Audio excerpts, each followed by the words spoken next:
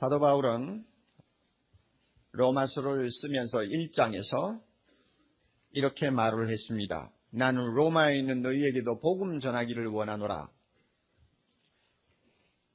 그의 심정 그대로 로마서 1장에서부터 8장에 이르기까지 하나님이 우리에게 주신 복된 소식을 아주 소상하게 그리고 깊이 있게 말씀해 주셨던 것을 지금까지 우리는 보면서 또한 배우면서 나왔습니다. 바울은 하나님의 진노 아래 있는 인생들의 모습이 얼마나 절망적인가를 폭로하는 데서부터 시작해가지고 예수 그리스도를 믿는 자가 어떻게 구원을 받아 영화롭게 되는가를 설명했습니다. 이 정도면 복음은 이미 다 설명을 한 것입니다. 더 이상 설명할 것이 사실 없습니다. 그래서 우리가 오늘 읽은 31절 바로 앞에 또한 그들을 영화롭게 하셨느니라. 영화롭게 하셨느니라 하는 이 말씀은 복음의 마지막 단원이라고 말할 수 있습니다. 이제 복음은 다 이야기했습니다. 이렇게 복음에 대해서 모든 것을 다 이야기하고 밝힌 다음에 바울의 그 감격이 얼마나 컸는가 하는 것을 31절에서 우리는 읽을 수 있습니다. 그런즉 이 일에 대하여 우리가 무슨 말을 하리요?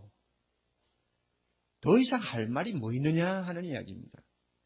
이렇게 좋은 복음을 주신 하나님, 너무 좋은데 무슨 할 말이 있느냐 하는 것입니다.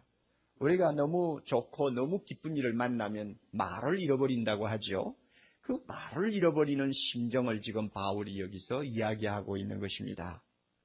사실 31절부터 우리가 39절까지 보았습니다만 그 내용에는 새로운 것이 전혀 없습니다.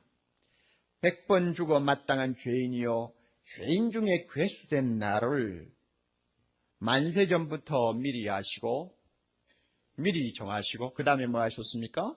부르시고 또 의롭다 하시고 영화롭게 하신 이 하나님 생각하면 할 말이 어디 있느냐는 말입니다. 무슨 또 할 말이 있어요? 이 큰 구원을 주신 하나님 생각하면 그 감격을 억누를 수가 없고 그 흥분을 감출 수가 없으며 그 기쁨을 숨겨놓을 수가 없다는 이야기입니다. 할 말이 뭐 있느냐? 이런 의미에서 31절부터 39절 내용은 구원의 송가요, 복음의 마지막 악장을 장식하는 합창이라고 말할 수가 있습니다. 그래서 6가지 질문으로 자기의 심정을 그대로 표현합니다. 그 감격을 표현하고 있어요. 우리가 무슨 말 할 것이 있는가? 누가 우리를 대적하겠는가? 어찌 그 아들과 함께 모든 것을 우리에게 은사로 주시지 않겠느냐? 누가 우리를 송사하겠느냐? 누가 우리를 정죄하겠느냐? 누가 우리를 그리스도의 사랑에서 끌어놓겠느냐? 6가지 질문을 가지고 덤비려면 덤벼봐라 하는 말이죠. 이렇게 좋은 구원을 주신 하나님, 나는 그 하나님 모시고 그 하나님 품에서 있는데 덤비려면 덤벼봐라 하는 그 감격, 그 용기, 그 확신, 이것을 지금 이 본문에서 표현하고 있습니다. 여러분, 복음을 설명하고 또 복음의 처음과 마지막을 소상하게 말씀한 사도 바울은 이렇게 흥분을 하고 감격을 감추지를 못하는데 지난 8개월 동안 주일마다 우리가 로마서를 통해서 복음을 들었지만 우리의 심정은 어떻습니까? 제가 사용하는 컴퓨터 용지로 400메가 넘는 내용의 설교를 여러분들이 8개월 동안 들으셨습니다. 그 모든 메시지를 들은 지금에 와서 나에게도 바울과 같은 감격이 있는가? 흥분이 있는가? 확신이 있는가?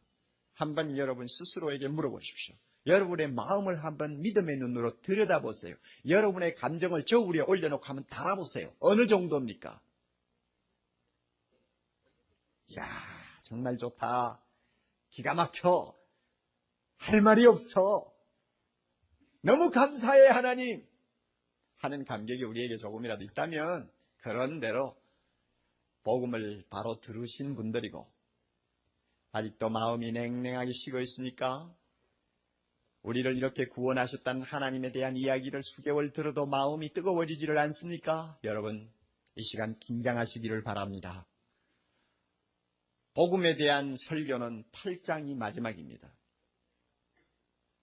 오늘 이 시간 설교가 끝나기 전에 하나님께서 바울의 감정, 바울의 흥분, 기쁨, 확신을 나에게 주시라고 마음으로 기도하면서 여러분이 설교를 들으셔야 합니다. 누가 나를 하나님의 사랑에서 끊을 수 있느냐고 외치는 것은 바울 혼자의 독창이 되어서는 안 됩니다. 우리 모두의 합창이 되어야 합니다. 그 합창이 터지려면 우리의 가슴이 바울처럼 뜨거워야 합니다. 믿습니까, 여러분?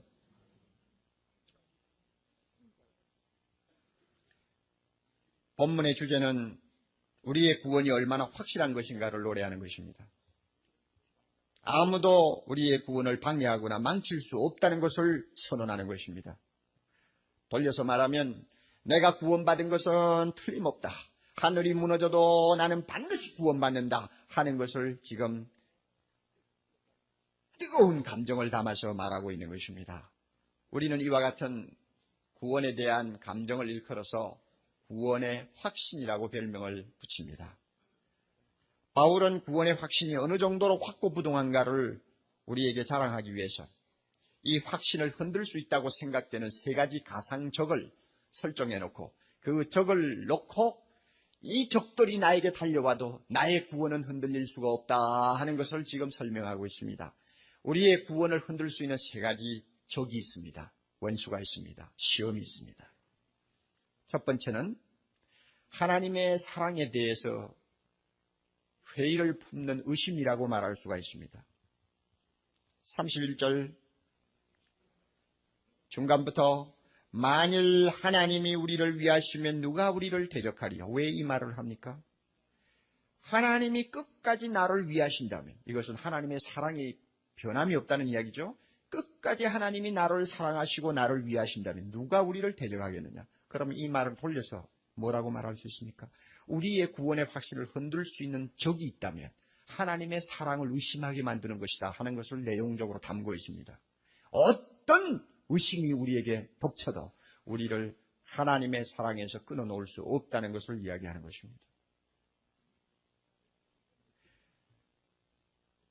하나님은 무조건적인 사랑을 쏟아서 우리를 죽음에서 구원해 주셨습니다. 그 사랑은 정말 우리를 위하는 사랑이었습니다. 하나님이 우리를 위하시면 정말 우리를 위하는 사랑이었습니다.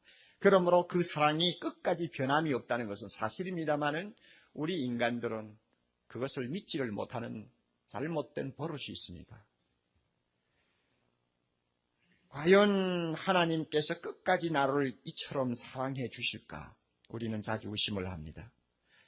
예수 믿은 다음에도 하나님의 눈에 꼭 들도록 살지 못하는 자신인데 하나님이 과연 끝까지 나를 사랑해 주실까? 정말 변함없이 나를 사랑하셔서 버리지 아니하실까? 우리는 이런 회의를 가끔 합니다. 목사도 이런 회의를 가끔 합니다. 예수를 감 믿은 사람도 마찬가지입니다. 위대한 선지자, 사도들도 예외가 아니었습니다. 이래가지고 내가 어떻게 하나님의 사랑을 받을 수 있어? 하는 회의를 합니다. 또 어쩌다가 내가 이해하지 못하는 어려운 문제들이 일어나든지 불행이 닥치면 하나님이 나를 사랑하신다면 어떻게 이런 일이 나에게 일어날 수 있어? 하고는 하나님의 사랑에 대해서 회의를 품습니다. 그렇게 되면 자연히 우리의 구원에 대한 확신이 흔들릴 때가 자주 일어납니다. 여기에 대해서 바울이 뭐라고 합니까? 천만의 말씀. 우리 마음에 일어나는 사랑에 대한 회의도 의심도 절대로 우리를 하나님의 구원에서 떼어놓을 수가 없고 우리를 망칠 수가 없다고 이야기합니다. 뭘 보고 하느냐? 32절을 가지고 그는 설명합니다. 자기 아들을 아끼지 아니하시고, 여러분 다 같이 한번 읽어보세요. 자기 아들을 아끼지 아니하시고 우리 모든 사람을 위하여 내어주시니까 어찌 그 아들과 함께 모든 것을 우리에게 은사로 주지 아니하시겠느냐. 너무나 유명한 말씀이죠. 우리는 하나님의 사랑을 의심해서도 안 된다. 또 또 서러운 내 가슴에 하나님의 사랑을 의심하는 감정이 일어나도 그것 때문에 내가 구원에서 탈락되는 법은 있을 수가 없다. 왜냐하면 32절의 말씀을 보라. 하나님이 우리를 사랑하신 사랑은 말만 가지고 하는 사랑이 아니라 자기 독생자를 아끼지 않고 우리 위해서 주신 사랑이다 하는 것입니다. 그 사랑은 변할 수가 없다. 독생자를 아끼지 아니하고 주신 것을 보라. 누가 자기 외아들을 대신 내놓는 사랑을 한 분이 있느냐? 독생자를 주었다는 것은 하나님이 가장 아끼던 것을 내놓았다는 말이요, 가장 귀한 것을 포기했다는 말이요, 가장 큰 것을 선물로 주었다는 말인데, 이렇게 큰 선물을 아끼지 않고 우리에게 주셨는데 그 사랑이 변하다니, 그 마음이 변하다니 있을 수가 없다는 이야기입니다. 우리는 외아들을 키우면서 이 외아들이 얼마나 귀한가를 평생 두고 생각하는 일이 거의 없습니다. 몇 대 독자를 키워보신 아버지 어머니 외에는 아무도 그 심정을 이해 못합니다. 우리 가운데 그렇게 독자를 데리고 그야말로 불면 꺼질까 하고는 조마조마한 마음을 가지고 키우는 분이 몇 분 안 계시지 않아요. 그러니 외아들이 얼마나 소중한가. 이 외아들을 포기한다는 것은 내가 죽는 것보다 더 끔찍한 일이다 하고 느끼는 일은 소수의 사람만이 아는 감정입니다. 그러므로 하나님께서 독생자 외아들을 우리를 위해서 아끼지 않고 주셨다는 감정, 주셨다는 그 사랑에 대해서 우리는 글쎄 태평양 바다에 서서 그저 한 컵의 물을 들고 이해하는 거나 똑같습니다. 한 컵의 물을 가지고 태평양을 다 이해하지 못하는 것과 같이 우리는 잘 모릅니다. 어느 목사님의 간증입니다. 제가 잘 아는 목사님인데 그분이 이 로마서에 독생자를 우리 위해서 아끼지 않고 주셨다 하는 말씀을 읽고 설교는 자주 했지만은 자기가 그것이 뭔지를 몰랐대. 왜냐면 자기는 아들, 딸 뭐 다 있고 뭐 그런 걸 몰랐죠. 그런데 자기가 이 본문을 이해하는데 도움이 된 사건이 하나 있다고 합니다. 그것이 뭐냐 하면 어릴 때 자기가 항상 옆에서 지켜본 할머니였다고 합니다. 자기 아버지는 4대 독자였습니다. 할머니는 자기 아버지를 애지중지하면서 그저 얼마나 끔찍이 아끼고 사랑하는지. 그것을 언제 볼 수 있었는가 하면 가정 예배를 드릴 때, 지금부터 한 5, 60년 전 이야기입니다. 가정 예배를 드릴 때, 아침마다 가정 예배를 드리는데 차례로 식구들이 돌아가면서 기도를 했다고 합니다. 그럼 자연히 아버지가 기도하시고 그 다음에 할머니가 기도하시는 차례가 되면 그 할머니는 한바탕 울고 나서 기도를 한다고 합니다. 거의 아침마다 빠짐없이 한바탕 울고 기도해요. 어린 손자가 볼 때는 그 이상한 일이죠. 저 할머니가 왜 저러나 이해를 전혀 못하죠. 그런데 그 할머니의 기도 내용은 이것입니다. 하나님 아버지, 이 좋은 외아들 하나님께서 주셔서 내가 늙도록 이 아들과 함께 살게 해주신 것 감사합니다. 이 외아들 주신 것 감사합니다. 하나님 이 귀한 아들 나에게 주신 것 감사합니다. 이 외아들 주신 것 감사합니다 하고 하면 한 할머니는 그냥 눈물이 펑펑 쏟으면서 한바탕 운대요. 그리고 나서는 감정을 추스려가지고 그 다음에 기도를 하셨다고 합니다. 그것이 어린 손자에게는 너무 깊은 인상을 주었지만 그게 뭔지를 몰랐어요. 어린 손자가 독자가 뭔지 알지 뭐요. 여러분, 우리가 하나님의 심정을 압니까? 모릅니다. 하나님은 참으로 독자까지도 아끼지 않고 내어놓으셨습니다. 우리를 위해서 그는 예수님을 십자가에 내어놓으셨습니다. 사랑하는 형제자매 여러분, 우리가 꼭 알아야 될 것은 예수님을 십자가에 못 박은 분이 로마 군인이라고 생각지 마십시오. 예수를 십자가에서 처참하게 처형하신 것은 빌라도라고 여러분 생각지 마십시오. 예수 그리스도를 십자가에 내어주신 분은 하나님 자신이었습니다. 그렇게 아끼던 독자를 십자가에 내어놓으신 분이 하나님입니다. 이 사실을 성경은 여러 곳에서 증명합니다. 이사야 53장 10절에 여호와께서 예수님으로 하여금 상함을 받게 하시기를 원하셨다. 그래서 질고를 당케 하셨다 그랬습니다. 하나님이 예수님을 상함을 받도록 하시기 위해서 내놓으셨다고 하셨습니다. 십자가에 죽였다고는 말입니다. 로마서 4장 25절 예수는 우리 범죄함을 위하여 내어줌이 되고 누가 내어주었나요? 하나님이 내어주신 것입니다. 고린도후서 5장 21절 하나님이 죄를 알지 못하신 자로 우리를 대신하여 죄를 삼으신 것은 예수님을 죄덩어리로 만들어서 처형하신 분이 누굽니까? 하나님이라 그 말입니다. 갈라디아 3장 13절 그리스도께서 우리를 위하여 저주를 받은 바 되사 누가 저주를 받도록 만들었습니까? 하나님이 그렇게 하셨습니다. 하나님이 자기 아들을 아끼지 아니하시고 우리를 위하여 내어주셨기 때문에 하나님이 그를 저주가 되게 만드신 것입니다. 이만큼 그는 우리를 위해서 아낌없이 독자를 희생했습니다. 이렇게 독생자 예수를 조금 더 아껴보지 않으신 반면에 누구를 대신 아끼신 것입니까? 대답하십시오. 누구를 아끼셨나요? 나를 아끼신 거예요. 여러분, 이 놀라운 하나님의 심정을 우리가 도대체 얼마나 이해를 합니까? 저도 설교는 합니다만 이해를 못합니다. 있을 수가 없는 일이요. 우리의 지각이나 우리의 마음을 가지고는 도무지 추적을 할 수 없는 영역의 큰 사랑이기 때문에 알 수가 없어요. 그러나 말씀이 그렇게 하니까 믿는 것입니다. 하나님이 자기 외아들 예수님을 아끼지 않고 대신 나를 아끼셨다. 어느 정도로 아꼈느냐? 자기 아들을 십자가에 내어놓고 나를 대신 살릴 정도로 아끼셨다. 할렐루야! 난 잘 몰라. 꿀먹은 벙어리야. 그러나 사실이 그러니까 받아들인 것입니다. 그러므로 하나님의 사랑은 변함이 없습니다. 그리고 이렇게 독생자를 아끼지 않고 내어놓으신 하나님이기 때문에 스스로 논리상으로 볼 때에 절대 피할 수 없는 결론이 하나 나옵니다. 다시 한번 봅니다. 32절.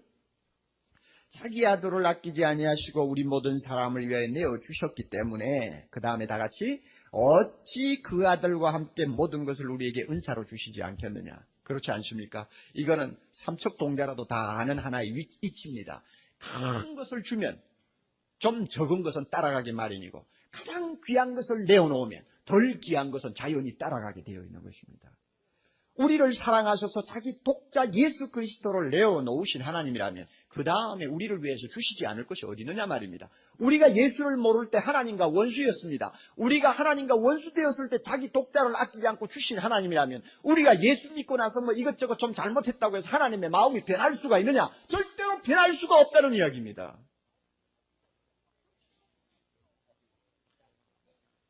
이렇게 하나님이 끝까지 우리를 위하시는데 누가 우리를 대적하겠느냐 말입니다. 누가 대적하겠느냐. 누가 우리를 하나님의 손에서 빼앗을 자가 있느냐. 아무도 없다.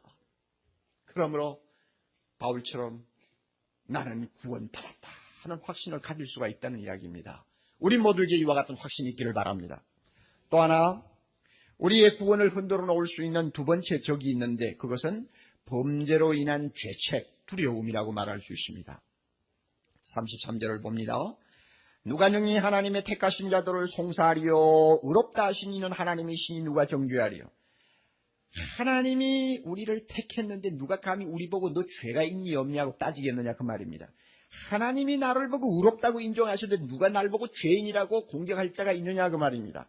그러면 이 말 속에는 무엇이 들어있습니까?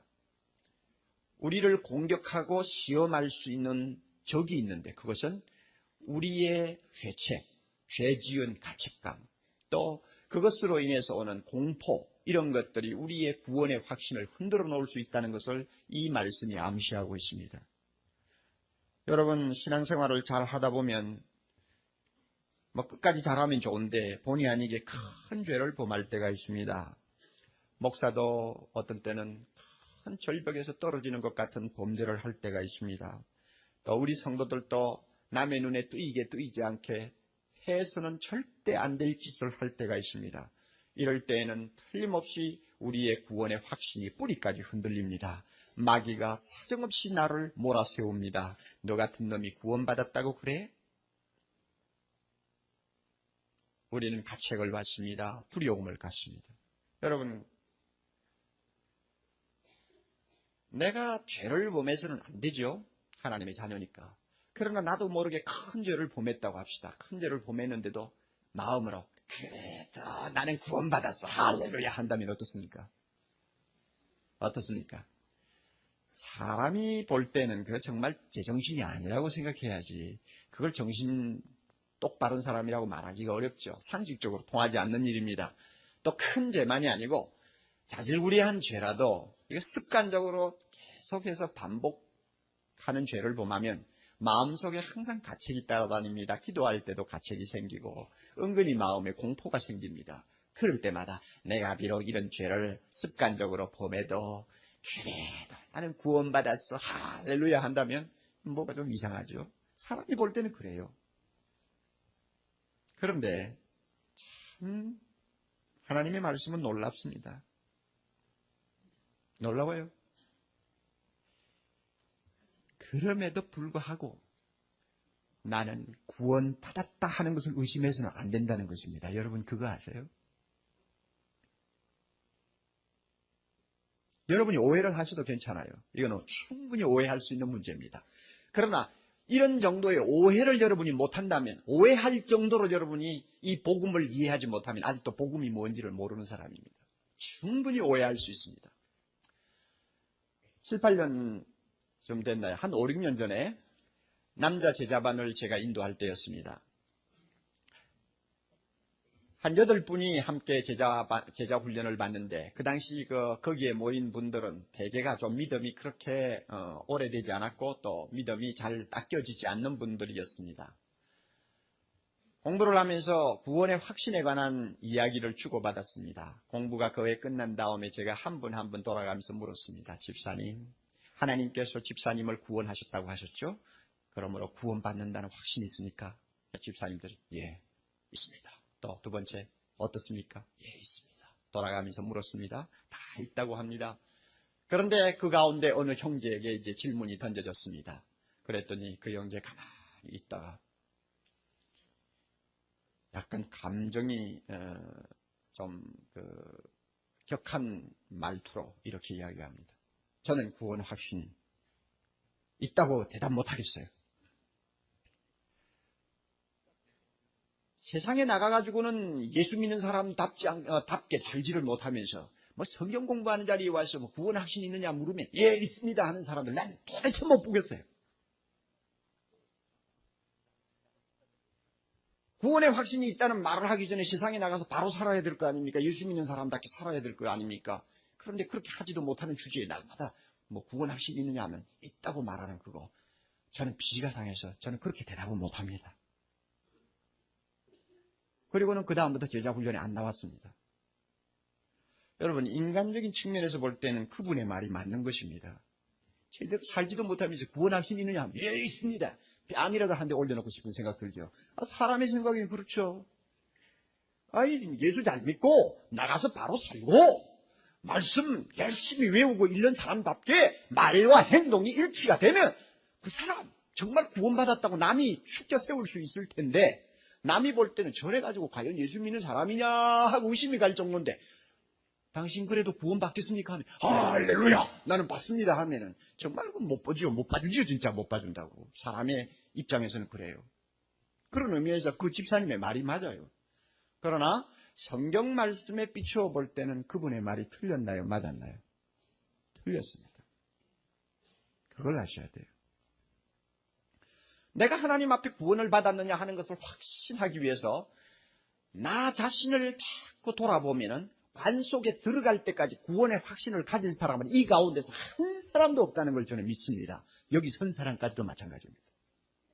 내 꼴을 보고 이래가지고 내가 구원받았나 하고 생각하면 아무도 확신 가질 수가 없습니다.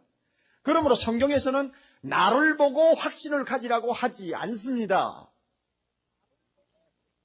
하나님을 보라고 그래요.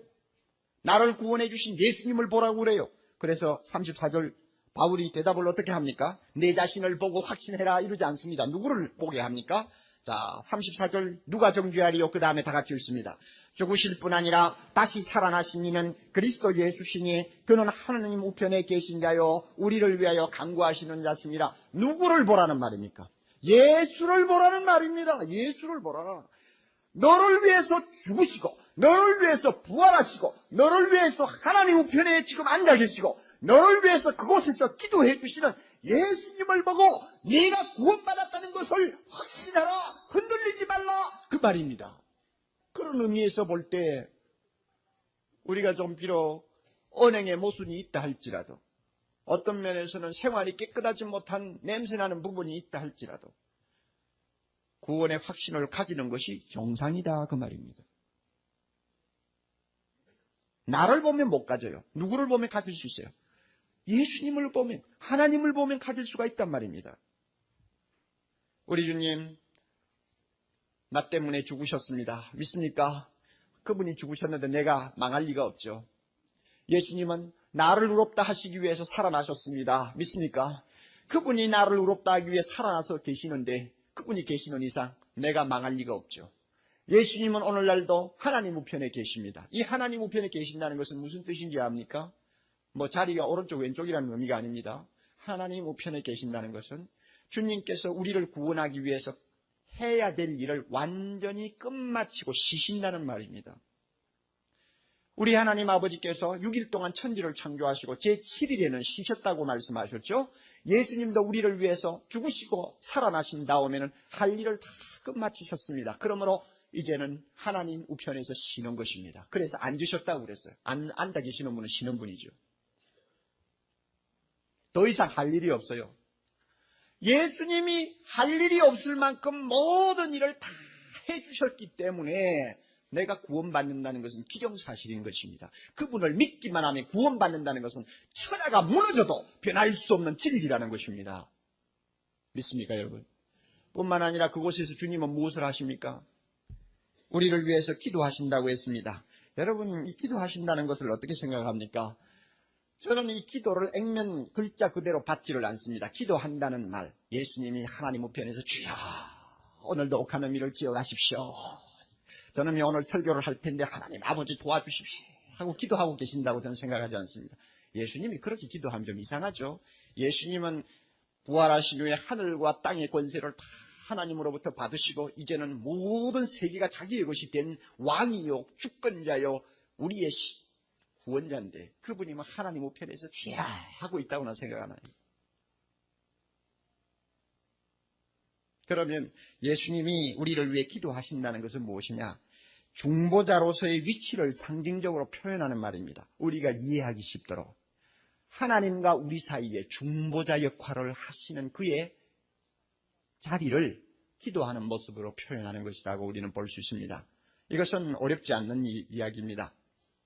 주님은 하나님 우편에서 항상 우리를 위해 계십니다. 그분이 그 자리에 계심으로 우리는 하나님으로부터 모든 것을 얻을 수가 있습니다.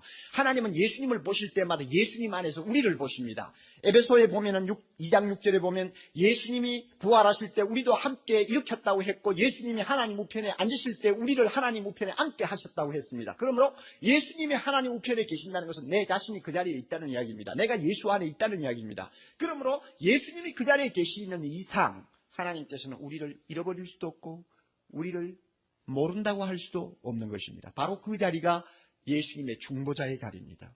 우리는 그분이 그곳에 계시기 때문에 우리의 모든 구하는 것을 다 얻을 수가 있습니다. 아들이 아버지를 무서워합니다. 아버지가 굉장히 엄합니다. 그래서 감히 말을 한마디도 제대로 붙이지 못합니다. 그럴 때 어머니는 아들에게 있어서 중보자의 역할을 합니다. 아들이 어려운 일이 있을 때마다 엄마를 찾아갑니다. 엄마, 아빠에게 이야기해서 이런 것 좀 해달라고 하세요. 그러면 엄마가 알았어.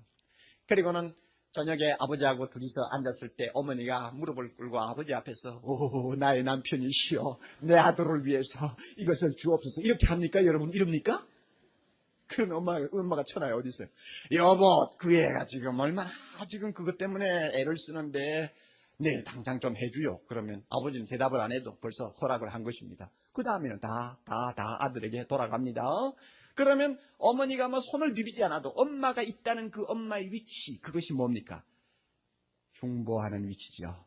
우리를 위해 기도하는 위치죠.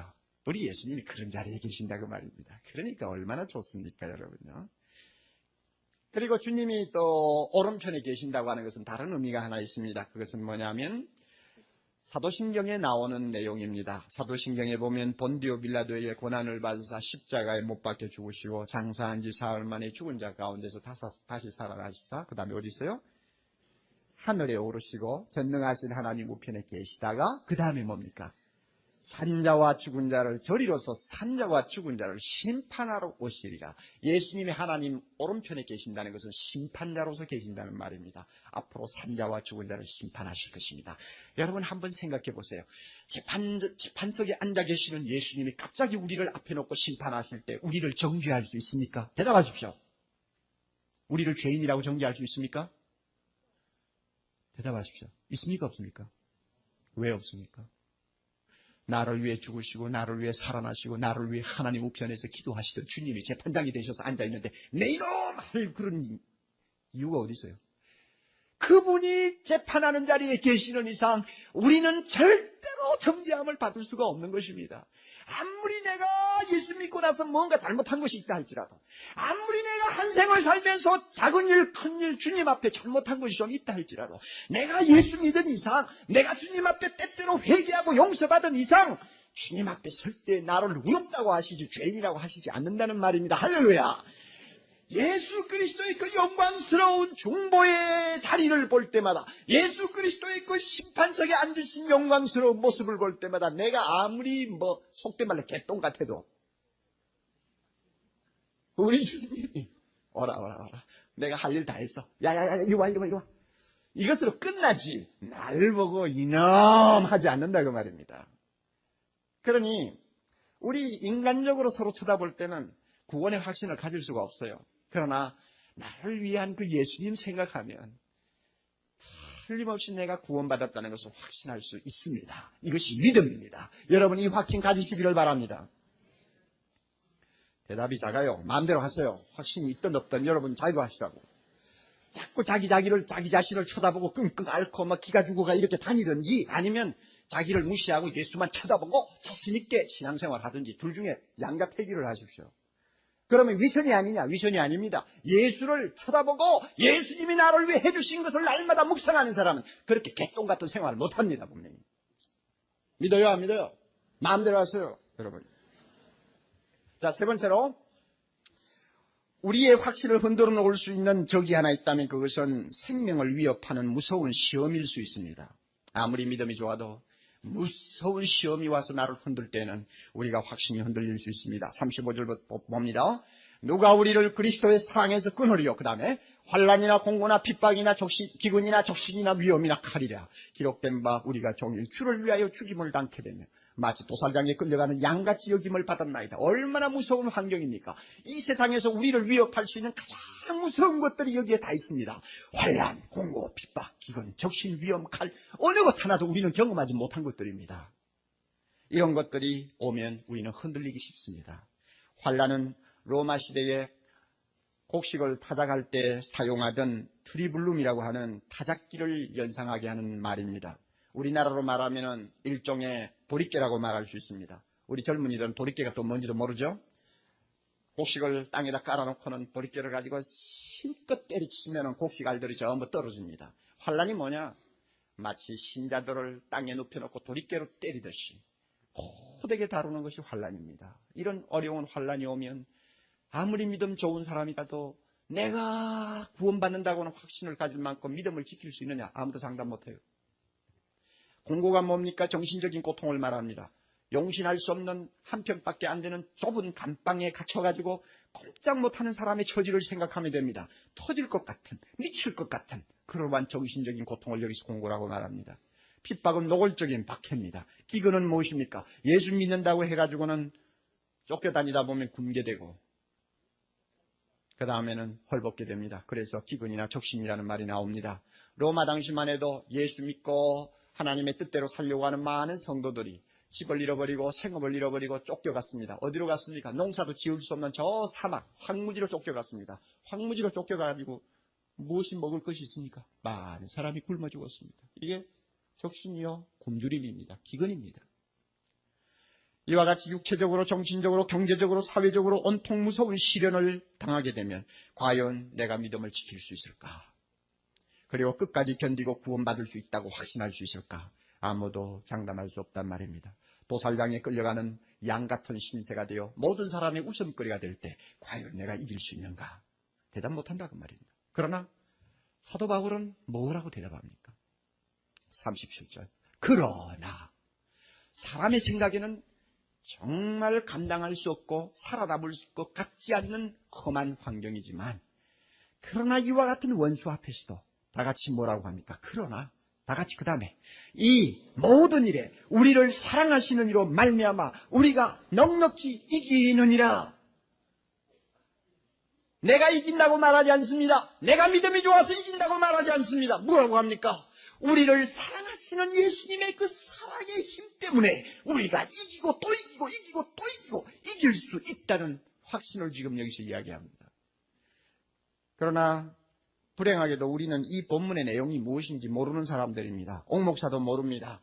내가 어디 예수 믿는다고 해서 뺨을 한번 맞아봤습니까? 내가 예수 믿는 것 때문에 감옥을 하러 갔다 온 일이 있습니까? 잘못해가 간 일은 있어도 예수 때문에 간 일은 없다고 말입니다. 또 잘못해서 갔다니까 또 굉장히 살고 나온 것처럼 착각하지 마세요. 아니, 상상해보세요. 내가 예수 때문에 뭐 환난을 받았습니까? 핍박을 받았습니까? 지금까지 예수 때문에 팔자가 늘어지고 호강만 했지. 내가 예수 때문에 손해본 거 있어요. 그러니까 나도 이 본문 이해 못해요. 과연 환난과 공고나 핍박이나 기근이나 적신이나 위험이나 칼이 나에게 다가왔을 때 내가 믿음 지키고 구원받을 수 있다고 확신할 수 있느냐? 난 몰라요. 그러나 사도 바울은 이 본문을 가지고 분명히 이야기합니다. 너는 이긴다. 어떻게 이기느냐? 너를 사랑하시는 예수님의 사랑이 너무 강하기 때문에 그 사랑의 힘이 너를 이기게 한다는 걸 믿기를 바란다, 그 말입니다.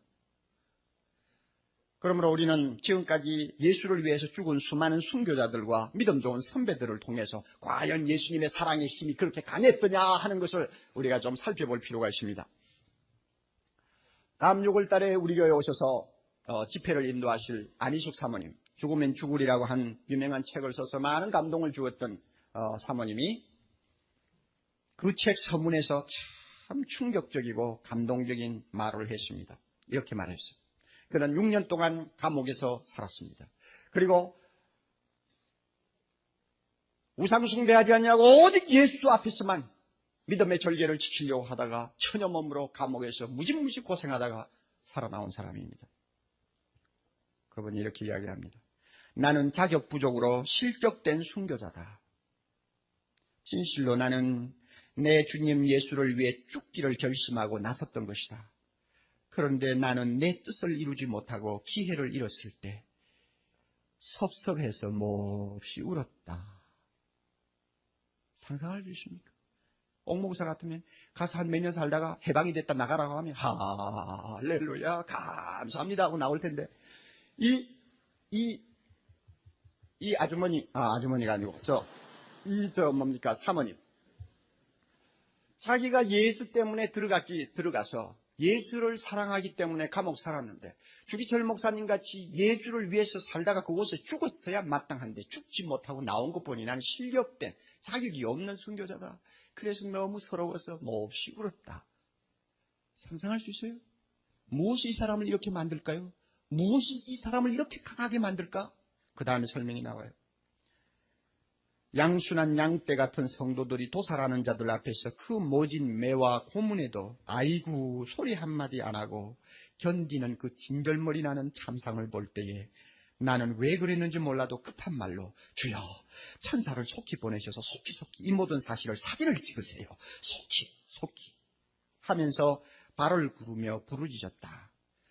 나는 예수님이 그 어떠하신 사랑으로 순교자들을 사랑하셨으며 만삭도 못된 나를 역시 그 어떠하신 사랑으로 사랑하셨던가를 다 기록할 수가 없다. 이해하시겠죠? 환난이나 공고나 핍박이나 적신이나 위험이나 칼이 와도 하나님의 자녀가 꺾일 수 없는 그 힘이 어디서 왔는가? 주님의 사랑에서 온다는 것을 안희숙 사모가 증명을 하고 있어요. 그래서 우리는 좀 압니다, 이 본문을.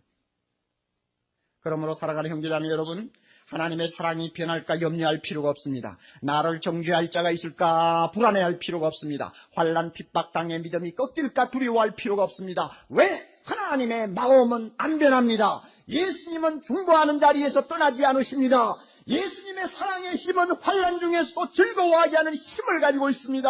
그러므로 어떤 상황에서도 우리는 이길 수 있다는 것입니다. 주님이 우리에게 이것을 가르쳐 주셨어요. 그러므로 바울은 결론적으로 말합니다. 38절 이하 나는 확신하노니 이제 바울은 확신을 가지고 우리에게 이야기합니다. 어떤 것이 닥쳐와도 우리를 꺾지 못하며 우리를 구원받는 자리에서 끌어내리지 못한다는 것입니다. 보세요. 어떤 것이 옵니까? 사망이나 생명이나 천사들이나 권세자들이나 현재일이나 장래일이나 능력이나 높음이나 기품이나 바로나무 피조물이라도 그 어떤 것이 달려들어도 우리를 하나님의 손에서 뺏어갈 자가 없으며 우리를 하나님의 사랑에서 끊어놓을 자가 없으며 우리를 구원받는 자리에서 몰아내기를 못한다는 것입니다. 할렐루야.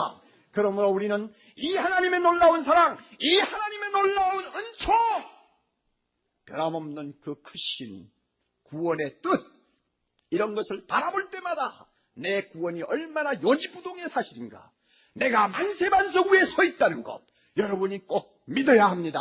확신해야 합니다. 이런 확신을 가진 자가 세상을 이길 수 있습니다. 믿습니까, 여러분?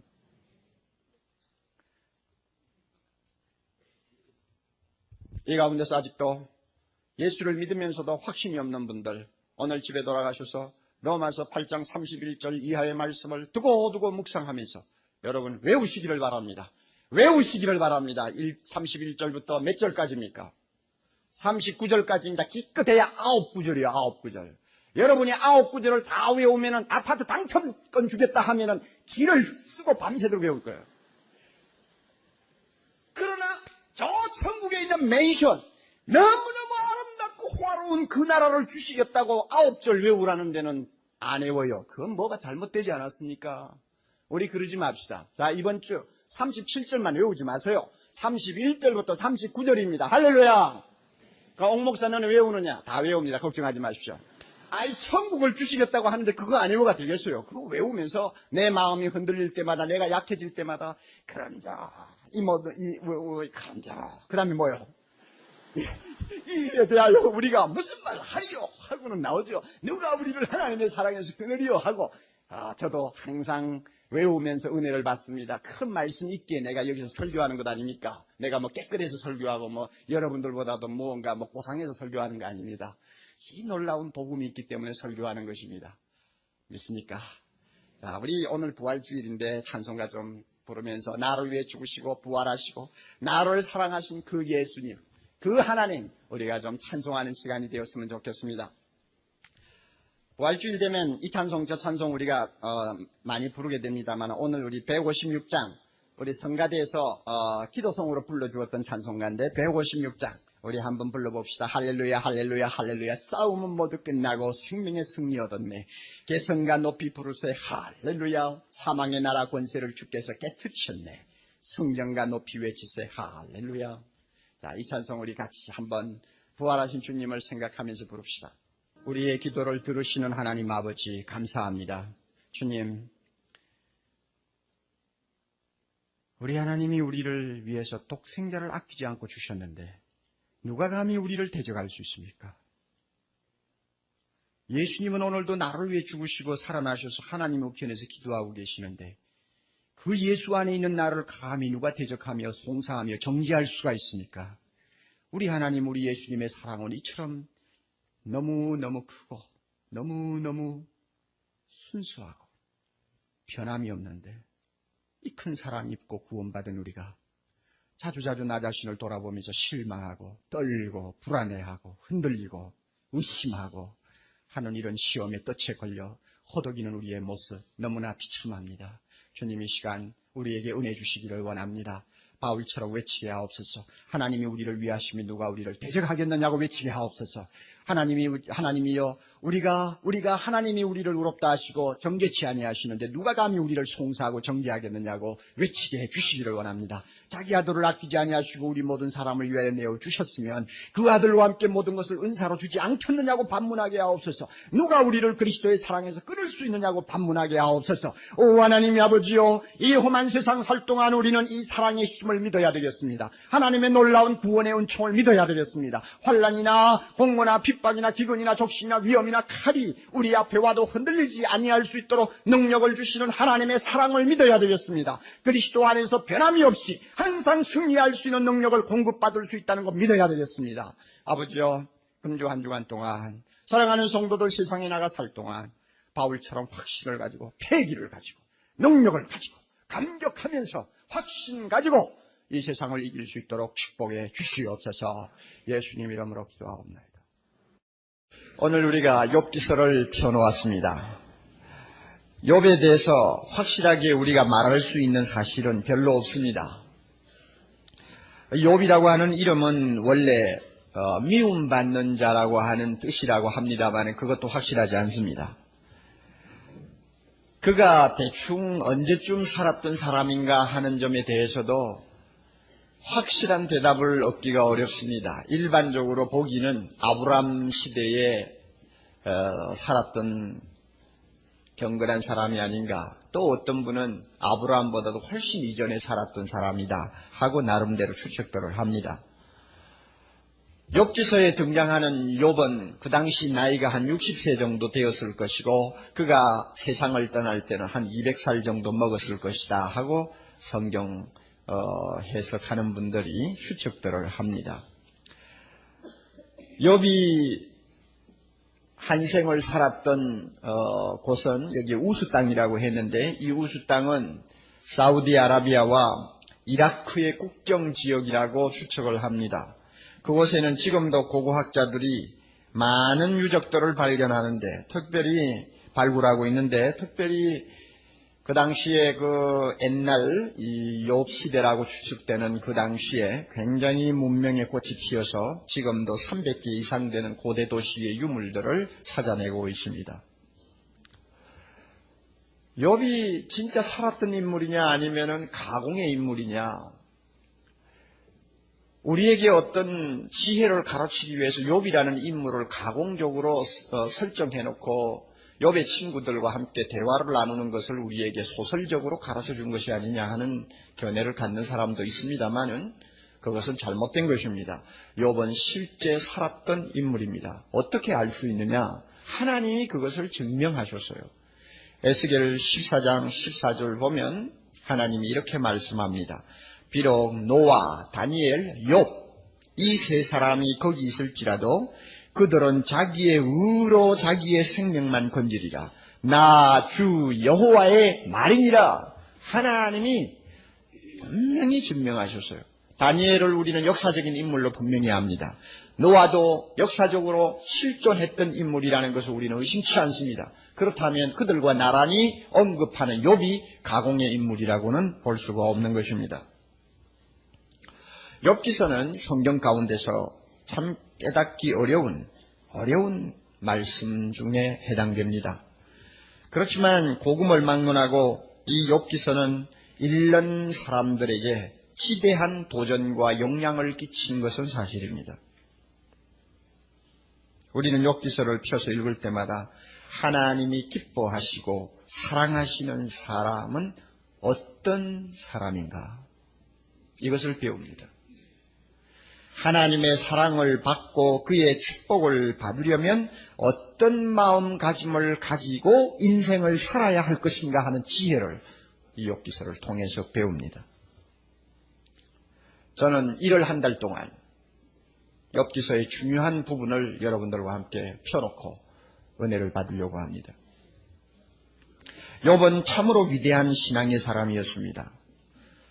사람을 평가할 때, 특별히 신앙의 인물을 평가할 때에 가장 중요하고 믿을 만한 기준은 하나님이 그를 어떻게 보느냐 하는 것입니다. 성경에 등장하는 수많은 인물들 가운데서 하나님이 사도 바울은 로마서를 쓰면서 1장에서 이렇게 말을 했습니다. 나는 로마에 있는 너희에게도 복음 전하기를 원하노라. 그의 심정 그대로 로마서 1장에서부터 8장에 이르기까지 하나님이 우리에게 주신 복된 소식을 아주 소상하게 그리고 깊이 있게 말씀해 주셨던 것을 지금까지 우리는 보면서 또한 배우면서 나왔습니다. 바울은 하나님의 진노 아래 있는 인생들의 모습이 얼마나 절망적인가를 폭로하는 데서부터 시작해가지고 예수 그리스도를 믿는 자가 어떻게 구원을 받아 영화롭게 되는가를 설명했습니다.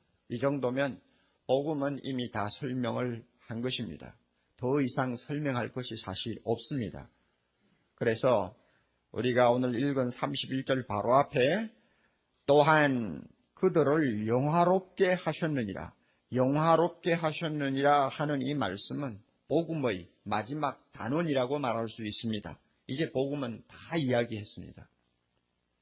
이렇게 복음에 대해서 모든 것을 다 이야기하고 밝힌 다음에 바울의 그 감격이 얼마나 컸는가 하는 것을 31절에서 우리는 읽을 수 있습니다. 그런즉 이 일에 대하여 우리가 무슨 말을 하리요? 더 이상 할 말이 뭐 있느냐 하는 이야기입니다. 이렇게 좋은 복음을 주신 하나님, 너무 좋은데 무슨 할 말이 있느냐 하는 것입니다.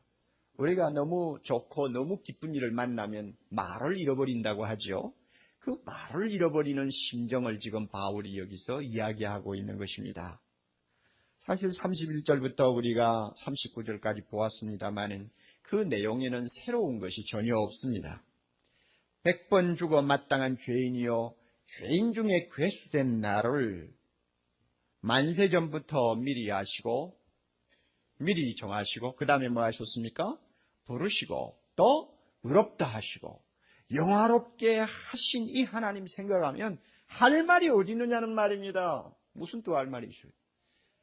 이 큰 구원을 주신 하나님 생각하면 그 감격을 억누를 수가 없고 그 흥분을 감출 수가 없으며 그 기쁨을 숨겨놓을 수가 없다는 이야기입니다.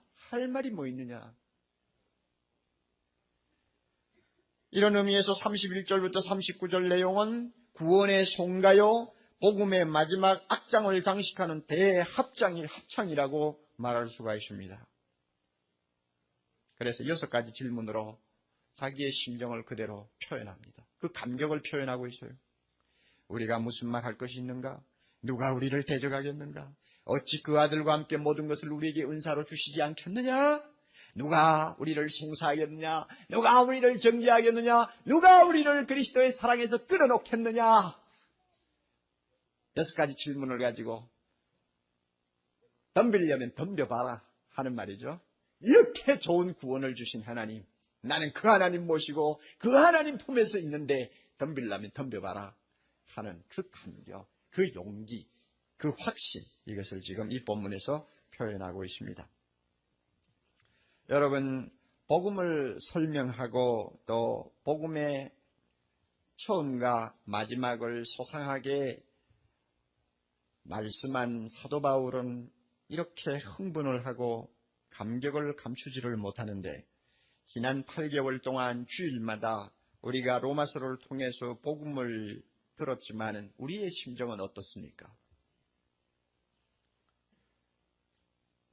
제가 사용하는 컴퓨터 용지로 400메가 넘는 내용의 설교를 여러분들이 8개월 동안 들으셨습니다. 그 모든 메시지를 들은 지금에 와서 나에게도 바울과 같은 감격이 있는가? 흥분이 있는가? 확신이 있는가? 한번 여러분 스스로에게 물어보십시오. 여러분의 마음을 한번 믿음의 눈으로 들여다보세요. 여러분의 감정을 저 위에 올려놓고 한번 달아보세요. 어느 정도입니까? 이야, 정말 좋다. 기가 막혀. 할 말이 없어. 너무 감사해, 하나님. 하는 감격이 우리에게 조금이라도 있다면 그런 대로 복음을 바로 들으신 분들이고 아직도 마음이 냉랭하게 식어 있으니까 우리를 이렇게 구원하셨다는 하나님에 대한 이야기를 수개월 들어도 마음이 뜨거워지지를 않습니까? 여러분, 이 시간 긴장하시기를 바랍니다. 복음에 대한 설교는 8장이 마지막입니다. 오늘 이 시간 설교가 끝나기 전에 하나님께서 바울의 감정, 바울의 흥분, 기쁨, 확신을 나에게 주시라고 마음으로 기도하면서 여러분이 설교를 들으셔야 합니다. 누가 나를 하나님의 사랑에서 끊을 수 있느냐고 외치는 것은 바울 혼자의 독창이 되어서는 안 됩니다. 우리 모두의 합창이 되어야 합니다. 그 합창이 터지려면 우리의 가슴이 바울처럼 뜨거워야 합니다. 믿습니까, 여러분?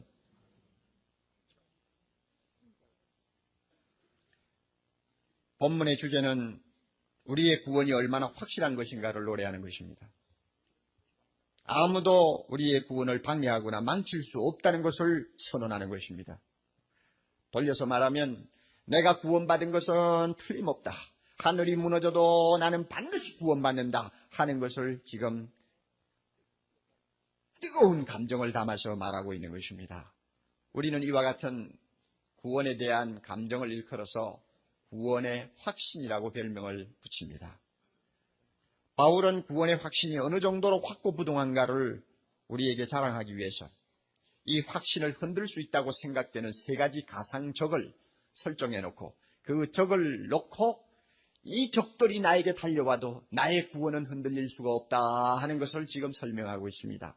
우리의 구원을 흔들 수 있는 세 가지 적이 있습니다. 원수가 있습니다. 시험이 있습니다. 첫 번째는 하나님의 사랑에 대해서 회의를 품는 의심이라고 말할 수가 있습니다. 31절 중간부터 만일 하나님이 우리를 위하시면 누가 우리를 대적하리요? 왜 이 말을 합니까? 하나님이 끝까지 나를 위하신다면, 이것은 하나님의 사랑이 변함이 없다는 이야기죠. 끝까지 하나님이 나를 사랑하시고 나를 위하신다면 누가 우리를 대적하겠느냐? 그러면 이 말을 돌려서 뭐라고 말할 수 있습니까? 우리의 구원의 확신을 흔들 수 있는 적이 있다면 하나님의 사랑을 의심하게 만드는 것이다 하는 것을 내용적으로 담고 있습니다. 어떤 의심이 우리에게 덮쳐도 우리를 하나님의 사랑에서 끊어놓을 수 없다는 것을 이야기하는 것입니다. 하나님은 무조건적인 사랑을 쏟아서 우리를 죽음에서 구원해 주셨습니다. 그 사랑은 정말 우리를 위하는 사랑이었습니다. 하나님이 우리를 위하시면 정말 우리를 위하는 사랑이었습니다. 그러므로 그 사랑이 끝까지 변함이 없다는 것은 사실입니다마는 우리 인간들은 그것을 믿지를 못하는 잘못된 버릇이 있습니다. 과연 하나님께서 끝까지 나를 이처럼 사랑해 주실까? 우리는 자주 의심을 합니다. 예수 믿은 다음에도 하나님의 눈에 꼭 들도록 살지 못하는 자신인데 하나님이 과연 끝까지 나를 사랑해 주실까? 정말 변함없이 나를 사랑하셔서 버리지 아니하실까? 우리는 이런 회의를 가끔 합니다. 목사도 이런 회의를 가끔 합니다. 예수를 감 믿은 사람도 마찬가지입니다. 위대한 선지자, 사도들도 예외가 아니었습니다. 이래가지고 내가 어떻게 하나님의 사랑을 받을 수 있어? 하는 회의를 합니다. 또 어쩌다가 내가 이해하지 못하는 어려운 문제들이 일어나든지 불행이 닥치면 하나님이 나를 사랑하신다면 어떻게 이런 일이 나에게 일어날 수 있어? 하고는 하나님의 사랑에 대해서 회의를 품습니다.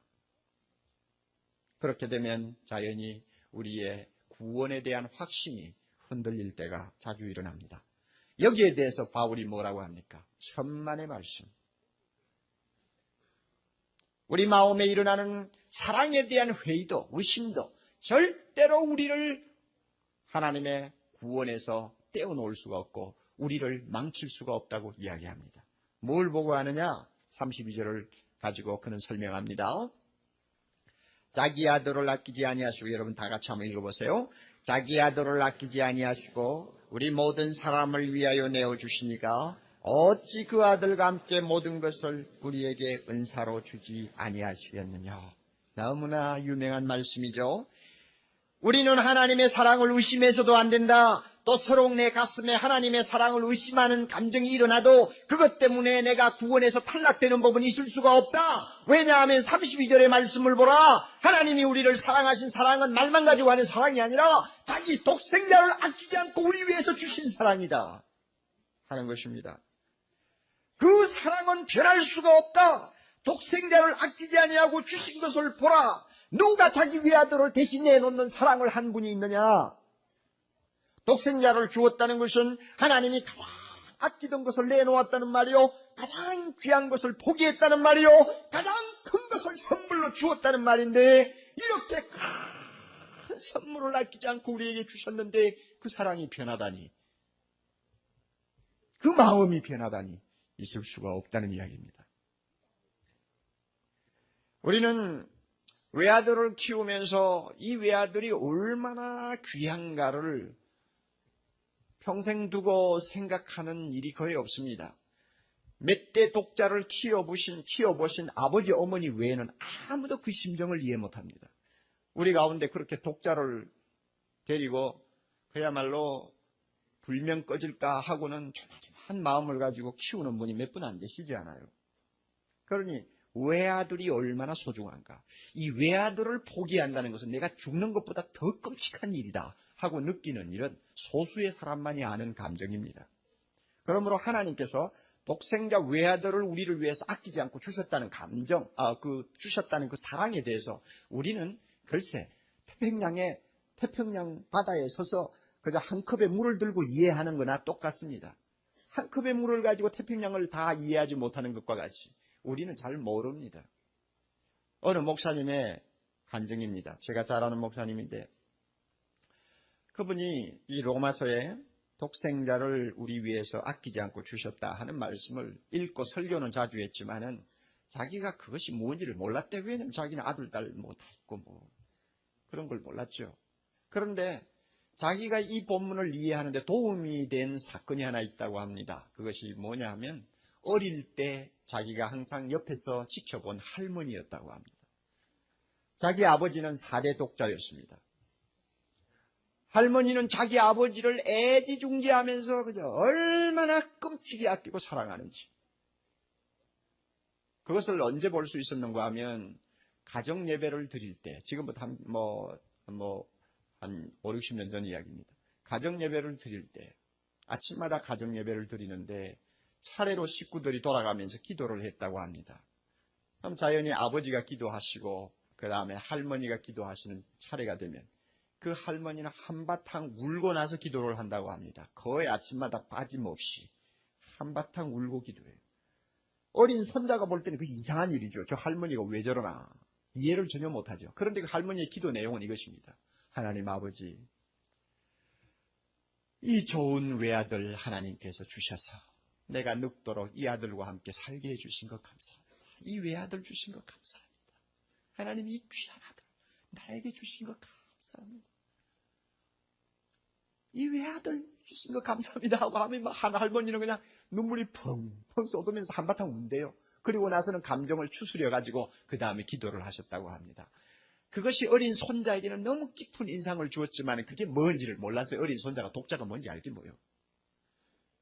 여러분, 우리가 하나님의 심정을 압니까? 모릅니다. 하나님은 참으로 독자까지도 아끼지 않고 내어놓으셨습니다. 우리를 위해서 그는 예수님을 십자가에 내어놓으셨습니다. 사랑하는 형제자매 여러분, 우리가 꼭 알아야 될 것은 예수님을 십자가에 못 박은 분이 로마 군인이라고 생각지 마십시오. 예수를 십자가에서 처참하게 처형하신 것은 빌라도라고 여러분 생각지 마십시오. 예수 그리스도를 십자가에 내어주신 분은 하나님 자신이었습니다. 그렇게 아끼던 독자를 십자가에 내어놓으신 분이 하나님입니다. 이 사실을 성경은 여러 곳에서 증명합니다. 이사야 53장 10절에 여호와께서 예수님으로 하여금 상함을 받게 하시기를 원하셨다. 그래서 질고를 당케 하셨다 그랬습니다. 하나님이 예수님을 상함을 받도록 하시기 위해서 내놓으셨다고 하셨습니다. 십자가에 죽였다는 말입니다. 로마서 4장 25절 예수는 우리 범죄함을 위하여 내어줌이 되고 누가 내어주었나요? 하나님이 내어주신 것입니다. 고린도후서 5장 21절 하나님이 죄를 알지 못하신 자로 우리를 대신하여 죄를 삼으신 것은 예수님을 죄덩어리로 만들어서 처형하신 분이 누굽니까? 하나님이라 그 말입니다. 갈라디아 3장 13절 그리스도께서 우리를 위하여 저주를 받은 바리사 누가 저주를 받도록 만들었습니까? 하나님이 그렇게 하셨습니다. 하나님이 자기 아들을 아끼지 아니하시고 우리를 위하여 내어주셨기 때문에 하나님이 그를 저주가 되게 만드신 것입니다. 이만큼 그는 우리를 위해서 아낌없이 독자를 희생했습니다. 이렇게 독생자 예수를 조금 더 아껴보지 않으신 반면에 누구를 대신 아끼신 것입니까? 대답하십시오. 누구를 아끼셨나요? 나를 아끼신 거예요. 여러분, 이 놀라운 하나님의 심정을 우리가 도대체 얼마나 이해를 합니까? 저도 설교는 합니다만 이해를 못합니다. 있을 수가 없는 일이요. 우리의 지각이나 우리의 마음을 가지고는 도무지 추적을 할 수 없는 영역의 큰 사랑이기 때문에 알 수가 없어요. 그러나 말씀이 그렇게 하니까 믿는 것입니다. 하나님이 자기 외아들 예수님을 아끼지 않고 대신 나를 아끼셨다.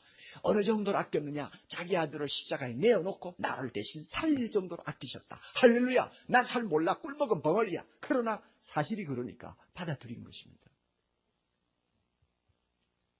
그러므로 하나님의 사랑은 변함이 없습니다.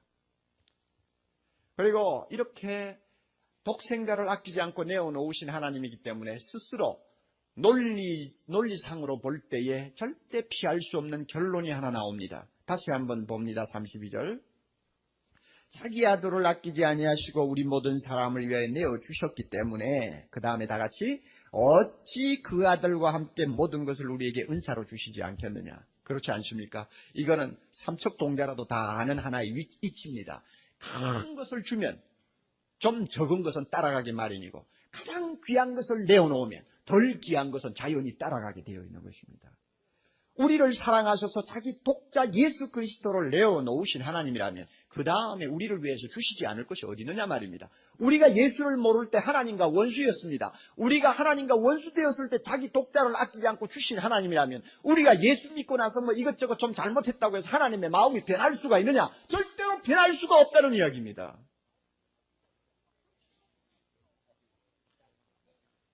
이렇게 하나님이 끝까지 우리를 위하시는데 누가 우리를 대적하겠느냐 말입니다. 누가 대적하겠느냐? 누가 우리를 하나님의 손에서 빼앗을 자가 있느냐? 아무도 없다.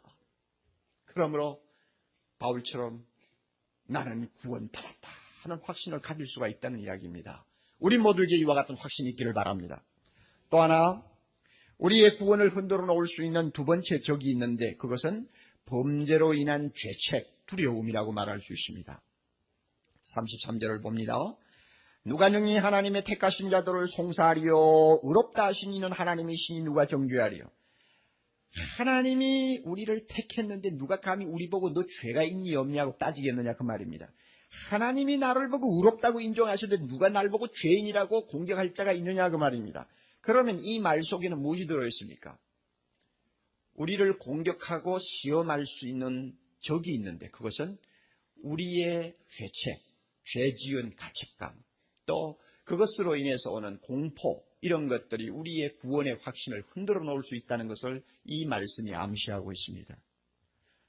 여러분 신앙생활을 잘 하다 보면 끝까지 잘하면 좋은데 본의 아니게 큰 죄를 범할 때가 있습니다.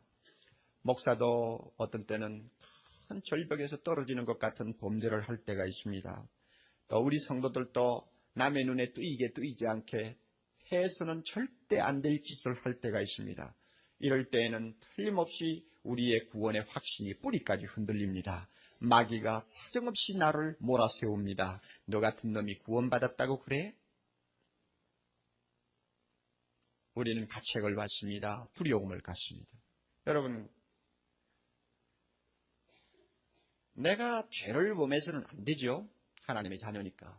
그러나 나도 모르게 큰 죄를 범했다고 합시다. 큰 죄를 범했는데도 마음으로 그래도 나는 구원받았어. 할렐루야 한다면 어떻습니까? 어떻습니까? 사람이 볼 때는 그거 정말 제정신이 아니라고 생각해야지. 그걸 정신 똑바른 사람이라고 말하기가 어렵죠. 상식적으로 통하지 않는 일입니다. 또 큰 죄만이 아니고 자질구레한 죄라도 이거 습관적으로 계속해서 반복하는 죄를 범하면 마음속에 항상 가책이 따라다닙니다. 기도할 때도 가책이 생기고 은근히 마음에 공포가 생깁니다. 그럴 때마다 내가 비록 이런 죄를 습관적으로 범해도 그래도 나는 구원받았어. 할렐루야 한다면 뭐가 좀 이상하죠. 사람이 볼 때는 그래요. 그런데 참 하나님의 말씀은 놀랍습니다. 놀라워요. 그럼에도 불구하고 나는 구원받았다 하는 것을 의심해서는 안 된다는 것입니다. 여러분 그거 아세요? 여러분이 오해를 하셔도 괜찮아요. 이거는 충분히 오해할 수 있는 문제입니다. 그러나 이런 정도의 오해를 여러분이 못한다면, 오해할 정도로 여러분이 이 복음을 이해하지 못하면 아직도 복음이 뭔지를 모르는 사람입니다. 충분히 오해할 수 있습니다. 7, 8년 좀 됐나요? 한 5, 6년 전에 남자 제자반을 제가 인도할 때였습니다. 한 8분이 함께 제자 훈련을 받는데, 그 당시 거기에 모인 분들은 대개가 좀 믿음이 그렇게 오래되지 않았고 또 믿음이 잘 닦여지지 않는 분들이었습니다. 공부를 하면서 구원의 확신에 관한 이야기를 주고받았습니다. 공부가 거의 끝난 다음에 제가 한 분 한 분 돌아가면서 물었습니다. 집사님, 하나님께서 집사님을 구원하셨다고 하셨죠? 그러므로 구원받는다는 확신이 있습니까? 집사님들이 예, 있습니다. 또 두 번째, 어떻습니까? 예, 있습니다. 돌아가면서 물었습니다. 다 있다고 합니다. 그런데 그 가운데 어느 형제에게 이제 질문이 던져졌습니다. 그랬더니 그 형제 가만히 있다가 약간 감정이 좀 격한 말투로 이렇게 이야기합니다. 저는 구원 확신이 있다고 대답 못하겠어요. 세상에 나가가지고는 예수 믿는 사람답게 살지를 못하면서 뭐 성경 공부하는 자리에 와서 뭐 구원 확신이 있느냐 물으면 예, 있습니다 하는 사람들 난 도대체 못 보겠어요. 구원의 확신이 있다는 말을 하기 전에 세상에 나가서 바로 살아야 될 거 아닙니까? 예수 믿는 사람답게 살아야 될 거 아닙니까? 그런데 그렇게 하지도 못하는 주제에 날마다 뭐 구원 확신이 있느냐 하면 있다고 말하는 그거. 저는 비가 상해서 저는 그렇게 대답을 못합니다. 그리고는 그 다음부터 제자 훈련에 안 나왔습니다. 여러분, 인간적인 측면에서 볼 때는 그분의 말이 맞는 것입니다. 제대로 살지도 못하면서 구원 확신이 있느냐 하면 예, 있습니다. 뺨이라도 한 대 올려놓고 싶은 생각 들죠. 사람의 생각이 그렇죠. 예수 잘 믿고 나가서 바로 살고 말씀 열심히 외우고 있는 사람답게 말과 행동이 일치가 되면 그 사람 정말 구원받았다고 남이 축켜 세울 수 있을 텐데, 남이 볼 때는 저래가지고 과연 예수 믿는 사람이냐 하고 의심이 갈 정도인데, 당신 그래도 구원받겠습니까? 하면 할렐루야 나는 받습니다 하면은 정말 못 보지요. 못 봐주지요. 진짜 못 봐준다고. 사람의 입장에서는 그래요. 그런 의미에서 그 집사님의 말이 맞아요. 그러나 성경 말씀에 비추어 볼 때는 그분의 말이 틀렸나요? 맞았나요? 틀렸습니다. 그걸 아셔야 돼요. 내가 하나님 앞에 구원을 받았느냐 하는 것을 확신하기 위해서 나 자신을 자꾸 돌아보면은 관 속에 들어갈 때까지 구원의 확신을 가진 사람은 이 가운데서 한 사람도 없다는 걸 저는 믿습니다. 여기 선 사람까지도 마찬가지입니다. 내 꼴을 보고 이래가지고 내가 구원받았나 하고 생각하면 아무도 확신 가질 수가 없습니다. 그러므로 성경에서는 나를 보고 확신을 가지라고 하지 않습니다. 하나님을 보라고 그래요. 나를 구원해 주신 예수님을 보라고 그래요. 그래서 34절 바울이 대답을 어떻게 합니까? 내 자신을 보고 확신해라 이러지 않습니다. 누구를 보게 합니까? 자, 34절 누가 정죄하리요? 그 다음에 다 같이 읽습니다. 죽으실 뿐 아니라 다시 살아나신 이는 그리스도 예수시니 그는 하나님 우편에 계신 자요 우리를 위하여 간구하시는 자십니다. 누구를 보라는 말입니까? 예수를 보라는 말입니다. 예수를 보라. 너를 위해서 죽으시고 너를 위해서 부활하시고 너를 위해서 하나님 우편에 지금 앉아 계시고 너를 위해서 그곳에서 기도해 주시는 예수님을 보고 네가 구원받았다는 것을 확신하라. 흔들리지 말라. 그 말입니다. 그런 의미에서 볼 때 우리가 좀 비록 언행의 모순이 있다 할지라도, 어떤 면에서는 생활이 깨끗하지 못한 냄새나는 부분이 있다 할지라도 구원의 확신을 가지는 것이 정상이다 그 말입니다. 나를 보면 못 가져요. 누구를 보면 가질 수 있어요? 예수님을 보면, 하나님을 보면 가질 수가 있단 말입니다. 우리 주님 나 때문에 죽으셨습니다. 믿습니까? 그분이 죽으셨는데 내가 망할 리가 없죠. 예수님은 나를 의롭다 하시기 위해서 살아나셨습니다. 믿습니까? 그분이 나를 의롭다 하기 위해 살아나서 계시는데 그분이 계시는 이상 내가 망할 리가 없죠. 예수님은 오늘날도 하나님 우편에 계십니다. 이 하나님 우편에 계신다는 것은 무슨 뜻인지 압니까? 뭐 자리가 오른쪽 왼쪽이라는 의미가 아닙니다. 하나님 우편에 계신다는 것은 주님께서 우리를 구원하기 위해서 해야 될 일을 완전히 끝마치고 쉬신다는 말입니다. 우리 하나님 아버지께서 6일 동안 천지를 창조하시고 제7일에는 쉬셨다고 말씀하셨죠. 예수님도 우리를 위해서 죽으시고 살아나신 다음에는 할 일을 다 끝마치셨습니다. 그러므로 이제는 하나님 우편에서 쉬는 것입니다. 그래서 앉으셨다고 그랬어요. 앉아 계시는 분은 쉬는 분이죠. 더 이상 할 일이 없어요. 예수님이 할 일이 없을 만큼 모든 일을 다 해주셨기 때문에 내가 구원받는다는 것은 기정사실인 것입니다. 그분을 믿기만 하면 구원받는다는 것은 천하가 무너져도 변할 수 없는 진리라는 것입니다. 믿습니까, 여러분? 뿐만 아니라 그곳에서 주님은 무엇을 하십니까? 우리를 위해서 기도하신다고 했습니다. 여러분, 이 기도하신다는 것을 어떻게 생각합니까? 저는 이 기도를 액면 글자 그대로 받지를 않습니다. 기도한다는 말, 예수님이 하나님 우편에서 주여 오늘도 옥하는 일을 기억하십시오. 저는 오늘 설교를 할 텐데 하나님 아버지 도와주십시오 하고 기도하고 계신다고 저는 생각하지 않습니다. 예수님이 그렇게 기도하면 좀 이상하죠. 예수님은 부활하신 후에 하늘과 땅의 권세를 다 하나님으로부터 받으시고 이제는 모든 세계가 자기의 것이 된 왕이요 주권자요 우리의 구원자인데 그분이 하나님 우편에서 주야 하고 있다고 난 생각하나요? 그러면 예수님이 우리를 위해 기도하신다는 것은 무엇이냐? 중보자로서의 위치를 상징적으로 표현하는 말입니다. 우리가 이해하기 쉽도록 하나님과 우리 사이에 중보자 역할을 하시는 그의 자리를 기도하는 모습으로 표현하는 것이라고 우리는 볼 수 있습니다. 이것은 어렵지 않는 이야기입니다. 주님은 하나님 우편에서 항상 우리를 위해 계십니다. 그분이 그 자리에 계심으로 우리는 하나님으로부터 모든 것을 얻을 수가 있습니다. 하나님은 예수님을 보실 때마다 예수님 안에서 우리를 보십니다. 에베소에 보면은 2장 6절에 보면 예수님이 부활하실 때 우리도 함께 일으켰다고 했고 예수님이 하나님 우편에 앉으실 때 우리를 하나님 우편에 앉게 하셨다고 했습니다. 그러므로 예수님이 하나님 우편에 계신다는 것은 내 자신이 그 자리에 있다는 이야기입니다. 내가 예수 안에 있다는 이야기입니다. 그러므로 예수님이 그 자리에 계시는 이상 하나님께서는 우리를 잃어버릴 수도 없고 우리를 모른다고 할 수도 없는 것입니다. 바로 그 자리가 예수님의 중보자의 자리입니다. 우리는 그분이 그곳에 계시기 때문에 우리의 모든 구하는 것을 다 얻을 수가 있습니다. 아들이 아버지를 무서워합니다. 아버지가 굉장히 엄합니다. 그래서 감히 말을 한마디도 제대로 붙이지 못합니다. 그럴 때 어머니는 아들에게 있어서 중보자의 역할을 합니다. 아들이 어려운 일이 있을 때마다 엄마를 찾아갑니다. 엄마, 아빠에게 이야기해서 이런 것 좀 해달라고 하세요. 그러면 엄마가 알았어. 그리고는 저녁에 아버지하고 둘이서 앉았을 때 어머니가 무릎을 꿇고 아버지 앞에서 오 나의 남편이시여 내 아들을 위해서 이것을 주옵소서 이렇게 합니까? 여러분 이럽니까? 그런 엄마가 천하에 어디 있어요? 여보 그 애가 지금 얼마나 지금 그것 때문에 애를 쓰는데 내일 당장 좀 해주요. 그러면 아버지는 대답을 안 해도 벌써 허락을 한 것입니다. 그 다음에는 다 아들에게 돌아갑니다.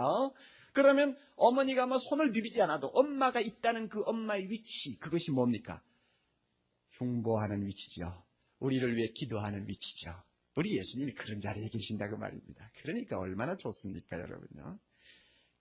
그리고 주님이 또 오른편에 계신다고 하는 것은 다른 의미가 하나 있습니다. 그것은 뭐냐면 사도신경에 나오는 내용입니다. 사도신경에 보면 본디오 빌라도에게 고난을 받으사 십자가에 못 박혀 죽으시고 장사한 지 사흘 만에 죽은 자 가운데서 다시 살아나시사 그 다음에 어디 있어요? 하늘에 오르시고 전능하신 하나님 우편에 계시다가 그 다음에 뭡니까? 산자와 죽은 자를 저리로서 산자와 죽은 자를 심판하러 오시리라. 예수님이 하나님 오른편에 계신다는 것은 심판자로서 계신다는 말입니다. 앞으로 산자와 죽은 자를 심판하실 것입니다. 여러분 한번 생각해 보세요. 재판석에 앉아 계시는 예수님이 갑자기 우리를 앞에 놓고 심판하실 때 우리를 정죄할 수 있습니까? 대답하십시오. 우리를 죄인이라고 정죄할 수 있습니까? 대답하십시오. 있습니까? 없습니까? 왜 없습니까? 나를 위해 죽으시고 나를 위해 살아나시고 나를 위해 하나님 우편에서 기도하시던 주님이 재판장이 되셔서 앉아있는데 내 이놈! 할 그런 이유가 어디 있어요? 그분이 재판하는 자리에 계시는 이상 우리는 절대로 정죄함을 받을 수가 없는 것입니다. 아무리 내가 예수 믿고 나서 뭔가 잘못한 것이 있다 할지라도 아무리 내가 한 생을 살면서 작은 일, 큰 일 주님 앞에 잘못한 것이 좀 있다 할지라도 내가 예수 믿은 이상 내가 주님 앞에 때때로 회개하고 용서받은 이상 주님 앞에 설 때 나를 의롭다고 하시지 죄인이라고 하시지 않는다는 말입니다. 할렐루야. 예수 그리스도의 그 영광스러운 중보의 자리를 볼 때마다 예수 그리스도의 그 심판석에 앉으신 영광스러운 모습을 볼 때마다 내가 아무리 속된 말로 개똥 같아도 우리 주님이 오라 내가 할 일 다 했어. 야야야 이리 와 이것으로 끝나지 나를 보고 이놈 하지 않는다 그 말입니다. 그러니 우리 인간적으로 서로 쳐다볼 때는 구원의 확신을 가질 수가 없어요. 그러나 나를 위한 그 예수님 생각하면 틀림없이 내가 구원받았다는 것을 확신할 수 있습니다. 이것이 믿음입니다. 여러분 이 확신 가지시기를 바랍니다. 대답이 작아요. 마음대로 하세요. 확신이 있든 없든 여러분 자유하시라고. 자꾸 자기 자신을 쳐다보고 끙끙 앓고 막 기가 죽어가 이렇게 다니든지 아니면 자기를 무시하고 예수만 쳐다보고 자신있게 신앙생활 하든지 둘 중에 양자택일을 하십시오. 그러면 위선이 아니냐? 위선이 아닙니다. 예수를 쳐다보고 예수님이 나를 위해 해주신 것을 날마다 묵상하는 사람은 그렇게 개똥 같은 생활을 못합니다. 분명히. 믿어요? 안 믿어요? 마음대로 하세요. 여러분. 자, 세 번째로 우리의 확신을 흔들어 놓을 수 있는 적이 하나 있다면 그것은 생명을 위협하는 무서운 시험일 수 있습니다. 아무리 믿음이 좋아도 무서운 시험이 와서 나를 흔들 때는 우리가 확신이 흔들릴 수 있습니다. 35절 봅니다. 누가 우리를 그리스도의 사랑에서 끊으리요. 그 다음에 환난이나 공고나 핍박이나 기근이나 적신이나 위험이나 칼이라 기록된 바 우리가 종일 주를 위하여 죽임을 당케 되며 마치 도살장에 끌려가는 양같이 여김을 받았나이다. 얼마나 무서운 환경입니까? 이 세상에서 우리를 위협할 수 있는 가장 무서운 것들이 여기에 다 있습니다. 환난, 공고, 핍박, 기근, 적신, 위험, 칼 어느 것 하나도 우리는 경험하지 못한 것들입니다. 이런 것들이 오면 우리는 흔들리기 쉽습니다. 환난은 로마 시대에 곡식을 타작할 때 사용하던 트리블룸이라고 하는 타작기를 연상하게 하는 말입니다. 우리나라로 말하면 일종의 도리깨라고 말할 수 있습니다. 우리 젊은이들은 도리깨가 또 뭔지도 모르죠. 곡식을 땅에다 깔아놓고는 도리깨를 가지고 힘껏 때리치면 곡식 알들이 전부 떨어집니다. 환난이 뭐냐? 마치 신자들을 땅에 눕혀놓고 도리깨로 때리듯이 호되게 다루는 것이 환난입니다. 이런 어려운 환난이 오면 아무리 믿음 좋은 사람이라도 내가 구원받는다고는 확신을 가질 만큼 믿음을 지킬 수 있느냐? 아무도 장담 못해요. 공고가 뭡니까? 정신적인 고통을 말합니다. 용신할 수 없는 한 평밖에 안 되는 좁은 감방에 갇혀가지고 꼼짝 못하는 사람의 처지를 생각하면 됩니다. 터질 것 같은, 미칠 것 같은 그러한 정신적인 고통을 여기서 공고라고 말합니다. 핍박은 노골적인 박해입니다. 기근은 무엇입니까? 예수 믿는다고 해가지고는 쫓겨다니다 보면 굶게 되고 그 다음에는 헐벗게 됩니다. 그래서 기근이나 적신이라는 말이 나옵니다.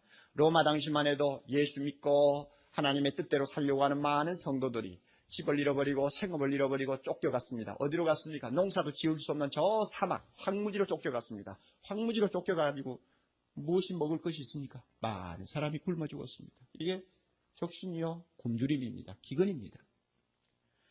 이와 같이 육체적으로, 정신적으로, 경제적으로, 사회적으로 온통 무서운 시련을 당하게 되면 과연 내가 믿음을 지킬 수 있을까?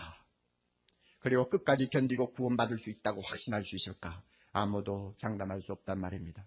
도살장에 끌려가는 양 같은 신세가 되어 모든 사람의 웃음거리가 될 때 과연 내가 이길 수 있는가?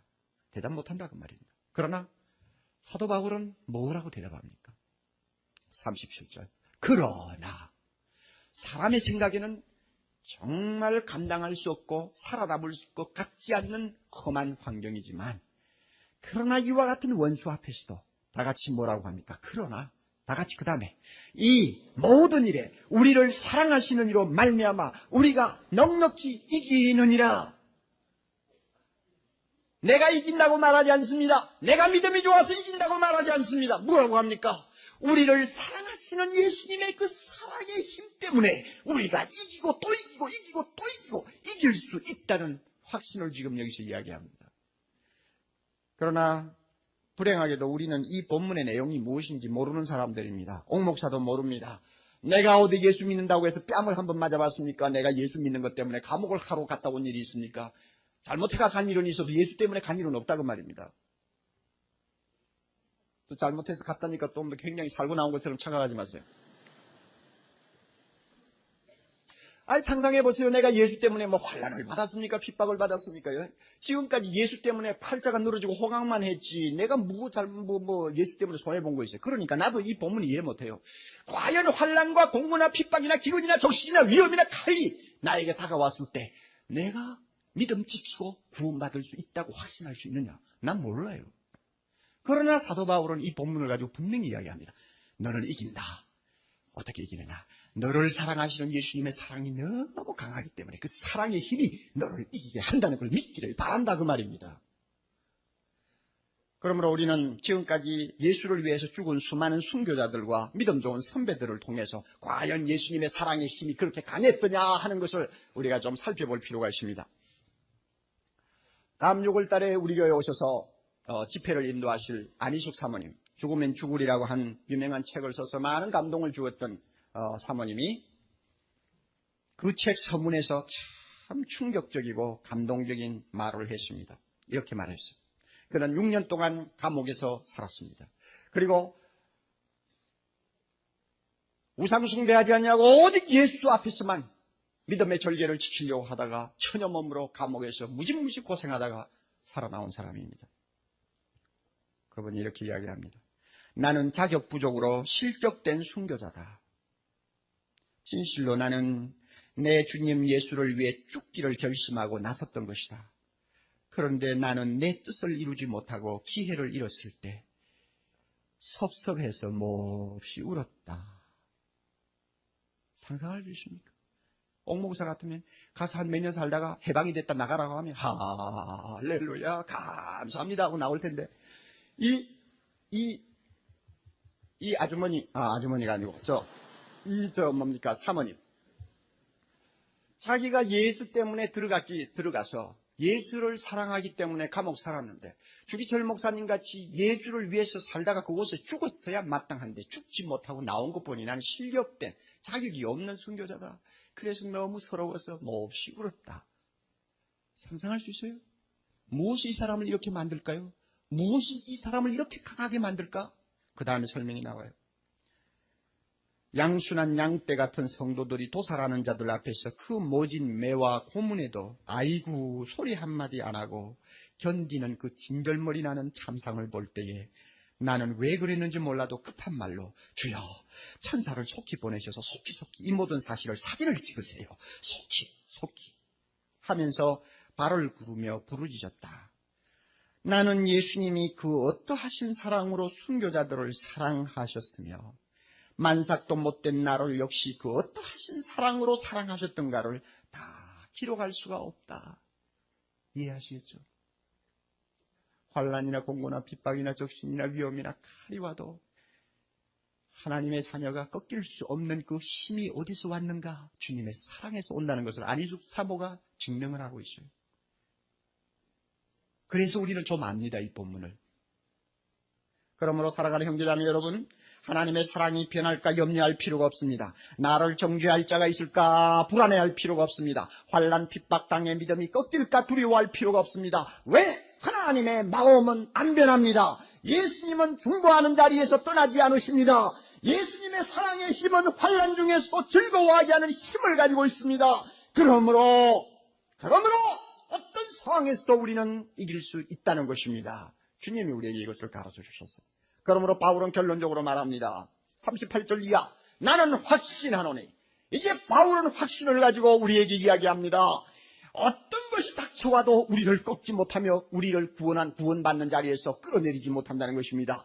보세요. 어떤 것이 옵니까? 사망이나 생명이나 천사들이나 권세자들이나 현재일이나 장래일이나 능력이나 높음이나 기품이나 바로나무 피조물이라도 그 어떤 것이 달려들어도 우리를 하나님의 손에서 뺏어갈 자가 없으며 우리를 하나님의 사랑에서 끊어놓을 자가 없으며 우리를 구원받는 자리에서 몰아내기를 못한다는 것입니다. 할렐루야. 그러므로 우리는 이 하나님의 놀라운 사랑, 이 하나님의 놀라운 은총, 변함없는 그 크신 구원의 뜻, 이런 것을 바라볼 때마다 내 구원이 얼마나 요지부동의 사실인가, 내가 만세반석 위에 서 있다는 것, 여러분이 꼭 믿어야 합니다.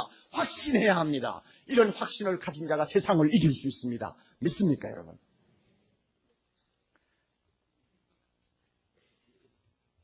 이 가운데서 아직도 예수를 믿으면서도 확신이 없는 분들, 오늘 집에 돌아가셔서 로마서 8장 31절 이하의 말씀을 두고두고 묵상하면서 여러분 외우시기를 바랍니다. 외우시기를 바랍니다. 31절부터 몇 절까지입니까? 39절까지입니다. 기껏해야 9구절이에요. 9구절. 여러분이 9구절을 다 외우면은 아파트 당첨권 주겠다 하면은 길을 쓰고 밤새도록 외울 거예요. 그러나 저 천국에 있는 맨션, 너무너무 아름답고 화려한